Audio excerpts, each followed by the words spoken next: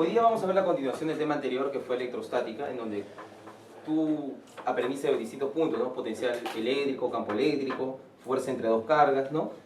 Pero en electrostática tú estudiabas la carga estática, la carga en reposo. Ahora, ¿qué podría decir de nuestro nuevo tema? Continuando con la parte de electricidad. Electrodinámica, ya. ¿Qué podrías entender por esas palabritas, ¿no? Electrodinámica, dinámica, movimiento. Vas a estudiar las cargas en movimiento, las cargas que se mueven, ¿no? Por ejemplo, si yo quiero moverme de un lugar hacia otro, si las personas en general, yo estoy acá, quiero desplazarme hacia el frente, yo camino por acá, camino por una distancia, yo puedo caminar por una vereda, puedo caminar por una pista, yo necesito un camino para conducirme, las personas necesitan un camino para conducirse. Entonces, las cargas, la carga también necesita de eso, la carga necesita de un camino para conducirse. ¿Ese camino cuál puede ser, por ejemplo? Puede ser un conductor, ¿no? Un conductor.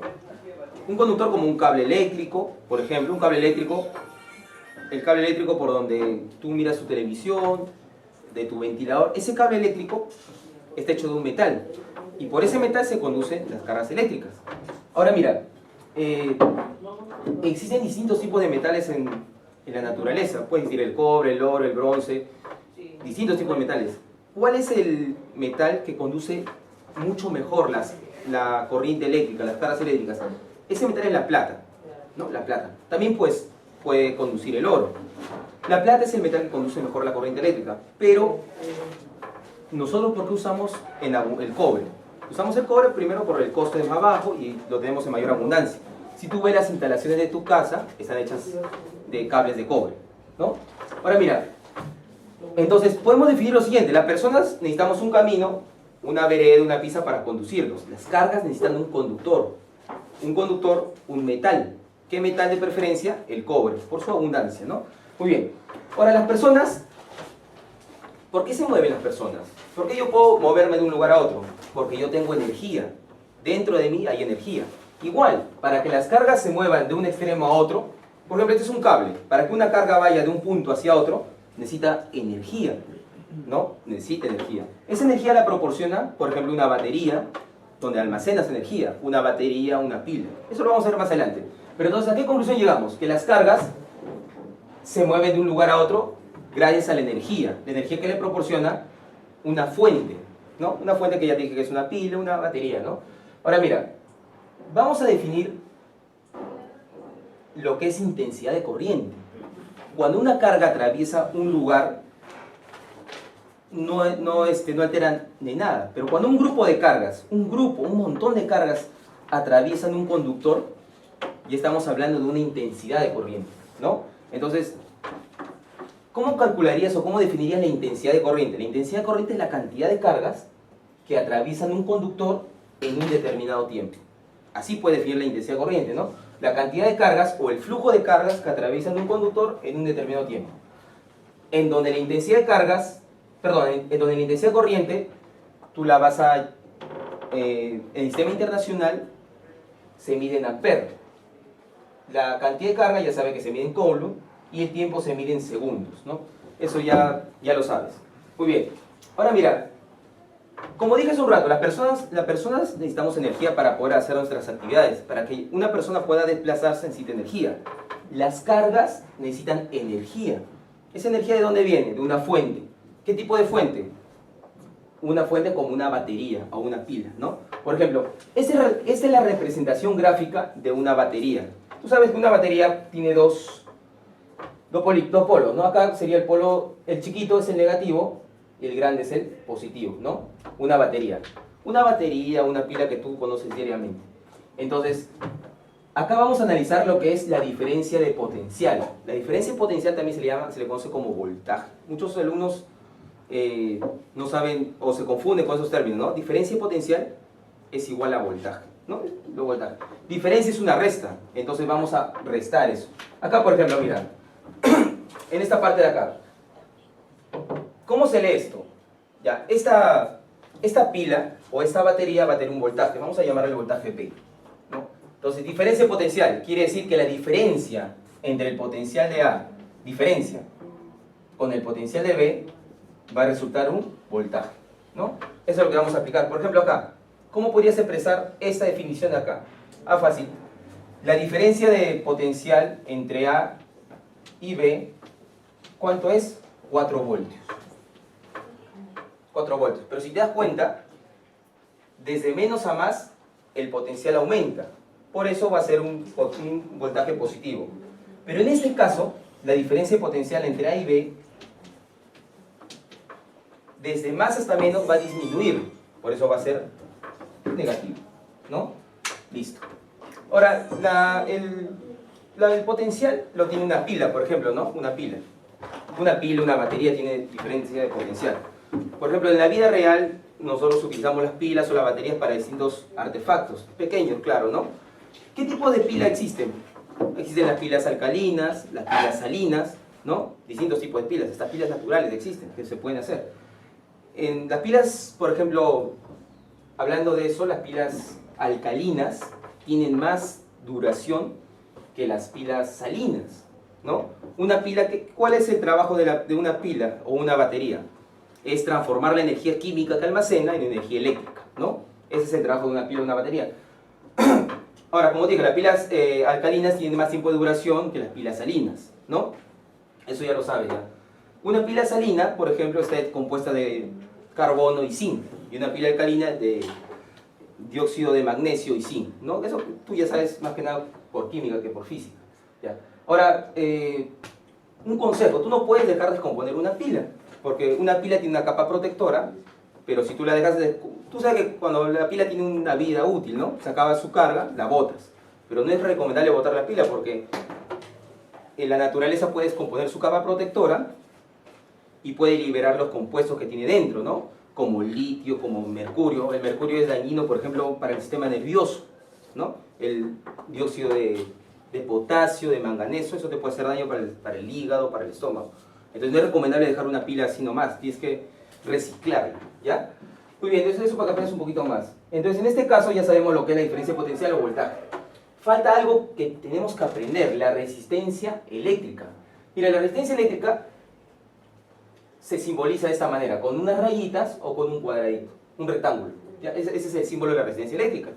Ahora, el nombre lo dice, resistencia, se va a resistir al paso de la carga, ¿no? La resistencia eléctrica. ¿Dónde ves una resistencia eléctrica tú? Por ejemplo, en una plancha, ¿no? Una plancha, si tú la parte plana de la plancha la destapas, vas a encontrar un gran resorte.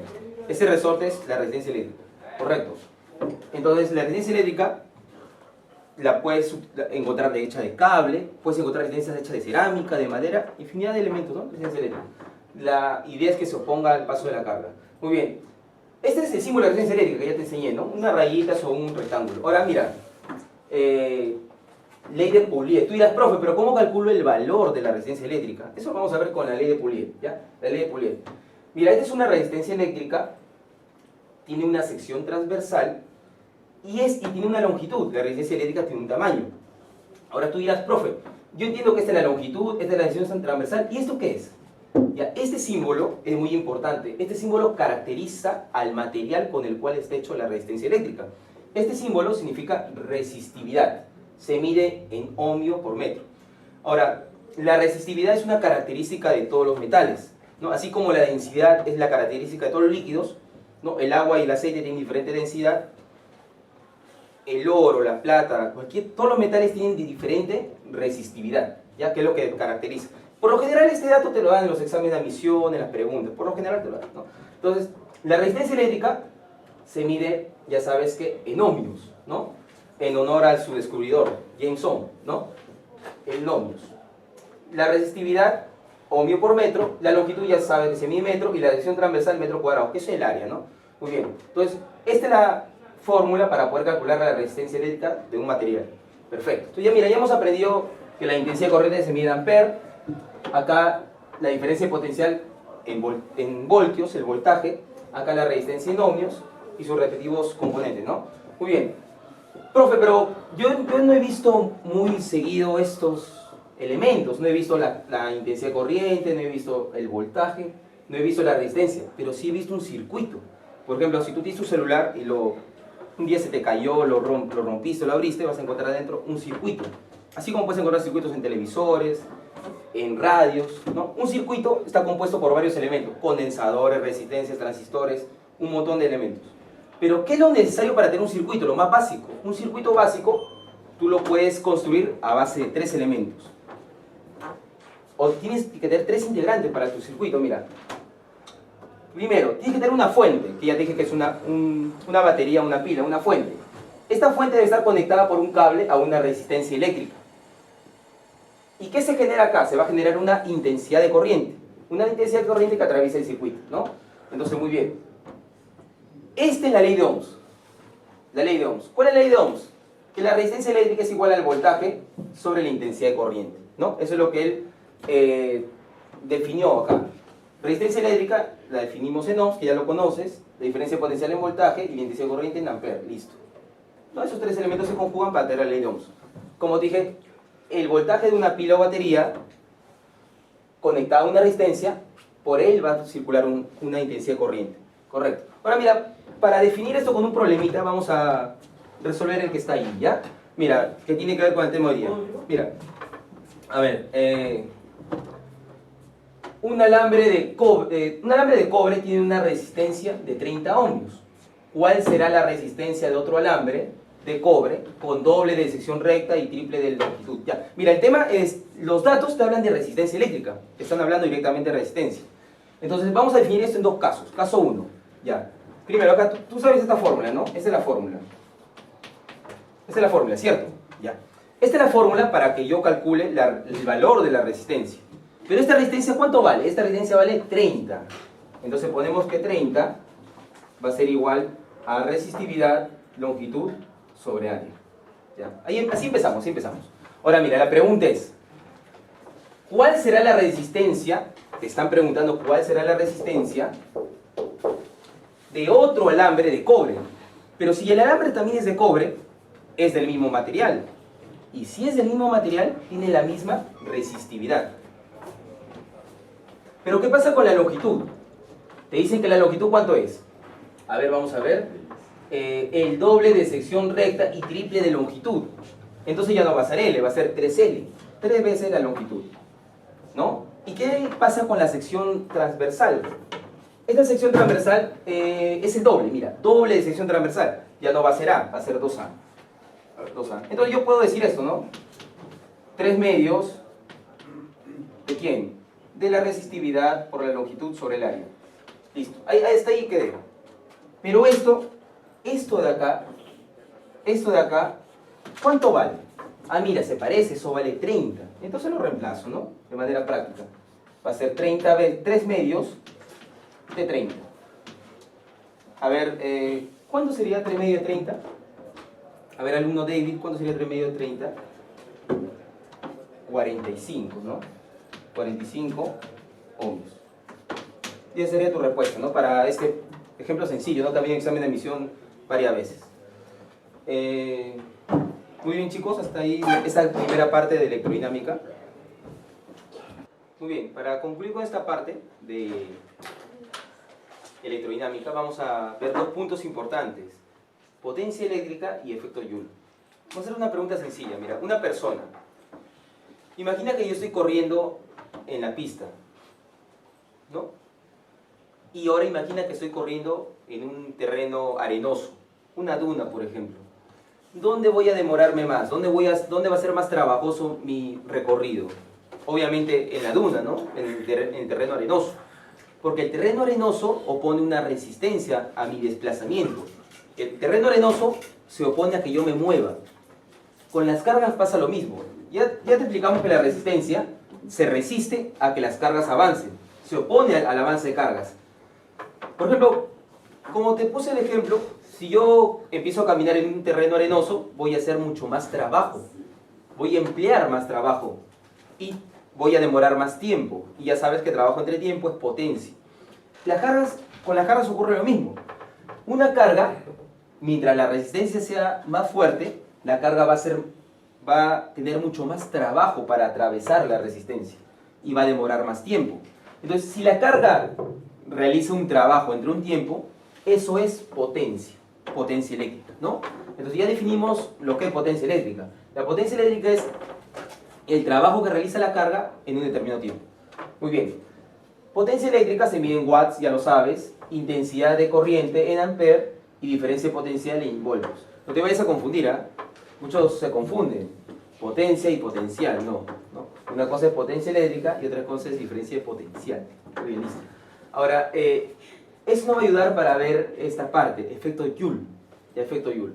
Mira, el efecto Joule tú lo ves diariamente, ¿eh? En tu casa, cuando usas una tetera eléctrica, una terma, cuando usas tu plancha, ¿no? Usas el efecto Joule. Muy bien, el efecto Joule no es otra cosa que la potencia por la cantidad de tiempo, ¿no? Una resistencia eléctrica, ¿por qué crees que tu plancha calienta? Dentro de la plancha tienes una resistencia que es más o menos así, ¿no? Esta es una resistencia de la plancha, por ejemplo, como un resorte. Esto vas a encontrar si desarmas tu plancha, ¿no? Vas a encontrar un resorte. Entra la corriente y el resorte empieza a calentar. Tú empiezas a graduar la cantidad de calor mediante la perilla de tu plancha, ¿no? Entonces, eso es el efecto Joule, ¿no? ¿Cuánto calienta tu resistencia? ¿En cuánto tiempo? Entonces, el efecto Joule lo podemos definir como potencia por tiempo, ¿no? El calor que esa resistencia, esa plancha, ese calor de la plancha, es la potencia por el tiempo, ¿no? Muy bien, ahora, reemplazando en la ley de Ohms, podemos tener tres fórmulas para el efecto Joule. Intensidad de corriente, voltaje por tiempo. Si reemplazas la ley de Ohm, puedes tener intensidad de corriente al cuadrado, resistencia por tiempo. Y también puedes tener voltaje al cuadrado por tiempo sobre la resistencia. Recuerda que una caloría es 0,24 joules. Muy bien. Ahora, vamos a hacer un problema aplicativo, ¿ya? Sencillo. Una calculadora consume 0,3 amperes, ¿no? Tiene una resistencia de 20 ohmios, una resistencia interna. ¿Cuánto calor genera en 10 minutos? Fácil. Entonces, para ello voy a utilizar una de las tres aplicaciones que voy a poner. Como ves, no te mencionan el voltaje. Entonces, no voy a usar ni la primera ni la tercera. Me quedo con la segunda. Intensidad de corriente al cuadrado por resistencia por tiempo. Bueno, acá reemplazo mi dato. La intensidad de corriente es 0,3 amperes.